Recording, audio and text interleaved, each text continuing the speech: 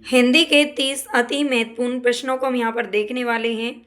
स्वागत है सभी दोस्तों का और उम्मीद करती हूँ कि ये क्लास आपको ज़रूर पसंद आएगी। पसंद आई तो पूरी ज़रूर देखना और लाइक सब्सक्राइब भी भाई आप कर लेना, शेयर कर देना। चलते हैं हम अपने फर्स्ट क्वेश्चन की तरफ बिना देरी किए और यहाँ पर बस मैं पेन ले लेती हूँ येलो कलर का। ठीक है, चलते हैं। बकरी विलाप किसकी काव्य कृति है? ये एग्जाम में हर बार पूछे जाने वाले क्वेश्चन है, इनका कोई तोड़ नहीं है और ऐसा नहीं है कि ये नहीं पूछे जाते हैं। अगर आप कोई भी परीक्षा दे रहे हो, बीपीएससी हो या फिर जीआईसी या फिर कोई भी, तो इम्पोर्टेंट है आपके लिए। बकरी विलाप किसकी काव्य कृति है? तो राइट आंसर हमारा क्या हो जाएगा? भारतेंदु हरिश्चंद्र, प्रेमघन, बालकृष्ण भट्ट या फिर इनमें से कोई नहीं। तो करेक्ट आंसर है हमारा भारतेंदु हरिश्चंद्र की रचना है बकरी विलाप। बकरी विलाप भी इन्हीं की है और एक और रचना है इनकी दशरथ विलाप, वो भी इन्हीं की है, ये ध्यान रखना है। दशरथ विलाप इनकी खड़ी बोली की रचना है। काव्य रसायन किसकी रचना है? काव्य रसायन भूषण देव बोधा या फिर ठाकुर। तो राइट आंसर हमारा हो जाएगा यहाँ पर देव, ये रीतिकाल के कवि हैं देव, इन्होंने लिखा है काव्य रसायन। नेक्स्ट है यहाँ पर, इनमें से आचार्य मम्मट की रचना कौन सी है? तो आचार्य मम्मट की रचना कौन सी है? नाट्य शास्त्र, व्यक्ति विवेक, काव्य अलंकार या फिर काव्य प्रकाश। तो यहाँ पर हमारा राइट आंसर हो जाएगा काव्य प्रकाश। प्रकाश हमारा सही है, जो कि मम्मट का है। नाट्य शास्त्र की बात करें तो ये भरत मुनि के द्वारा लिखा गया है, जो कि रस के प्रवर्तक थे। व्यक्ति विवेक किसकी रचना है? तो ये महिम भट्ट की रचना है, महिम भट्ट की रचना है व्यक्ति विवेक। और काव्य अलंकार भामा की रचना है, भामा जो कि अलंकार के प्रवर्तक रहे हैं। नेक्स्ट क्वेश्चन है यहाँ पर, मौर्य विजय किसकी रचना है? मौर्य विजय किसकी रचना है? मैथिली शरण गुप्त, सियाराम शरण गुप्त, ये दोनों भाई थे। श्याम नारायण पांडे, पर इनमें से कोई नहीं। तो यहाँ पर हमारा ऑप्शन सी बी सही हो जाएगा, सियाराम शरण गुप्त की रचना है मौर्य विजय। नेक्स्ट यहाँ पर, महावीर प्रसाद द्विवेदी और हिंदी नवजागरण के लेखक कौन है? तो रामविलास शर्मा, नामवर सिंह, डॉक्टर नगेंद्र या नंद दुलारे वाजपेयी, सभी आलोचक रहे हैं। और यहाँ पर हमारा आंसर हो जाता है ए, बिल्कुल राइट, रामविलास शर्मा। नेक्स्ट हमारा क्वेश्चन यहाँ पर, मानस का हंस उपन्यास के लेखक कौन है? मानस का हंस उपन्यास है और ये प्रकाशित कब हुआ था? तो 1972 ईस्वी में हुआ था।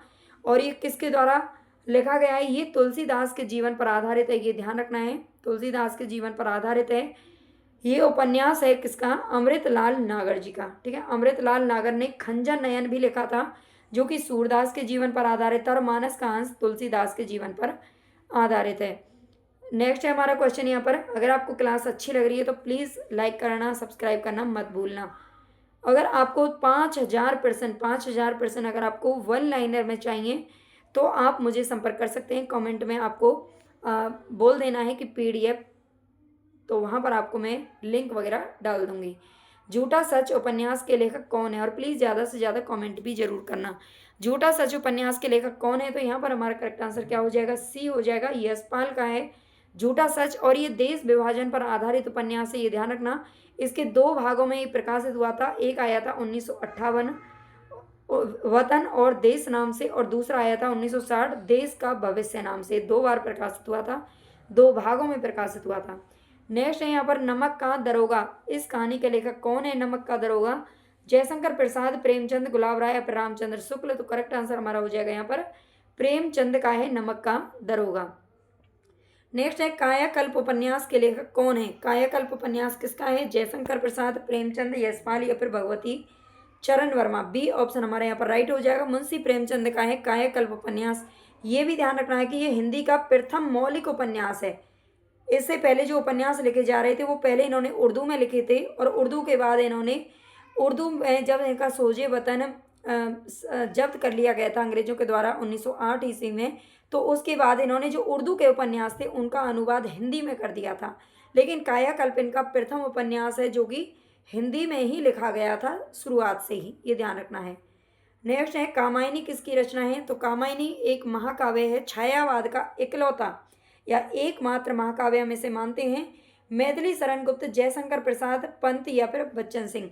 तो राइट आंसर हमारा क्या हो जाएगा? यहाँ पर बी सही हो जाएगा, जयशंकर प्रसाद की रचना है कामायनी, जो कि 1936 ईस्वी में प्रकाशित हुई थी, ये ध्यान रखिएगा। नेक्स्ट हमारा क्वेश्चन है यहाँ पर, पुष्प की अभिलाषा कविता के कवि कौन है? पुष्प की अभिलाषा कविता के कवि कौन है? तो यहाँ पर हमारा क्या होगा? निराला दिनकर मैथिली शरण या फिर माखनलाल चतुर्वेदी। डी ऑप्शन बिल्कुल राइट है, माखनलाल चतुर्वेदी की है पुष्प की अभिलाषा। नेक्स्ट है हिंदी का पहला मौलिक उपन्यास कौन सा है। हिंदी का पहला मौलिक उपन्यास, देखिए हिंदी का जो मौलिक उपन्यास है और मैं पहला मौलिक जो उपन्यास है ये अंग्रेजी ढंग पर लिखा गया उपन्यास है, शुक्ल जी ने माना है और इसका नाम है भाई परीक्षा गुरु, जो कि 1882 ईस्वी में प्रकाशित हुआ था। और ये किसके द्वारा लिखा गया है, तो लाला श्रीनिवास दास जी के द्वारा लिखा गया है। लाला श्रीनिवास दास जी का उपन्यास है, ये ध्यान रखना, अंग्रेजी ढंग का प्रथम मौलिक उपन्यास है। मधुशाला के रचयिता कौन है, मधुशाला, मधुबाला और मधु कलश, ये तीन रचनाएं हैं मधु नाम से और ये किसकी हैं, पंत जी, बच्चन, महादेवी वर्मा या फिर दिनकर जी। तो यहाँ पर हमारा राइट आंसर क्या हो जाएगा, मधुशाला किसकी है, ये हरिवंश राय बच्चन जी की रचना है जो कि 1935 ईस्वी में प्रकाशित हुई थी। नेक्स्ट हमारे यहाँ पर क्वेश्चन है साकेत किसकी रचना है भाई। साकेत, साकेत एक पाली भाषा का शब्द होता है साकेत और इसका अर्थ होता है अयोध्या। कभी कभी इसका अर्थ भी पूछ लिया जाता है तो आपको याद रखना है अयोध्या। साकेत का अर्थ होता है पाली भाषा में जयशंकर प्रसाद, मैथिली शरण गुप्त भट्ट या फिर राम वृक्ष बेनीपुरी। तो यहाँ पर हमारा राइट आंसर क्या हो जाएगा, साकेत किसकी रचना है भाई, मैथिली शरण गुप्त की रचना है जो कि 1931 में प्रकाशित हुई थी और इसके अंदर 12 सर्ग हैं। नेक्स्ट है कर्मभूमि उपन्यास का लेखक कौन है। अगर आप चाहते हो कि प्रतिदिन आपको इस तरह के बेसिक से क्वेश्चन कराए जाएं तो मुझे आपको कमेंट में बताना पड़ेगा, फिर डेली आपको ऐसे 40 से 50 क्वेश्चन में करवा दूंगी।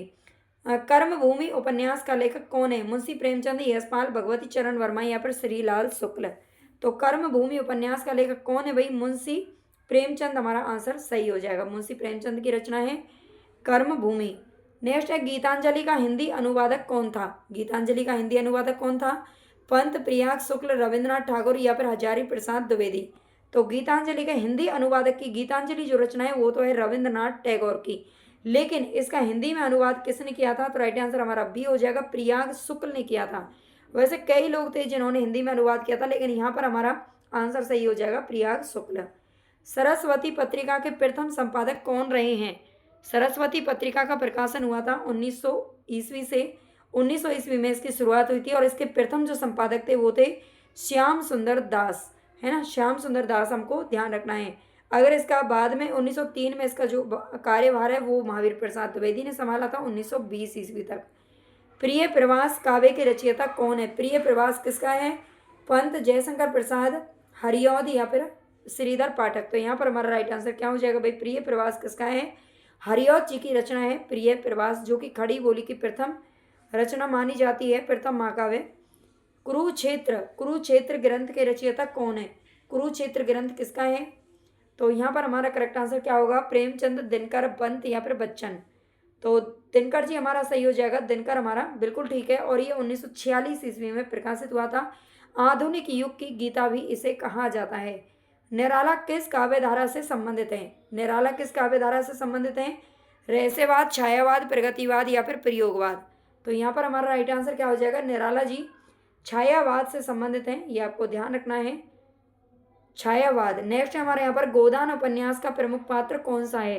गोदान उपन्यास प्रेमचंद के द्वारा लिखा गया है, प्रेमचंद के द्वारा लिखा गया है 1935 ईस्वी में, 35 या 36 भी आपको देखने को मिलेगा कहीं कहीं, है ना, अलग अलग ग्रंथों के अनुसार अलग अलग माना गया है।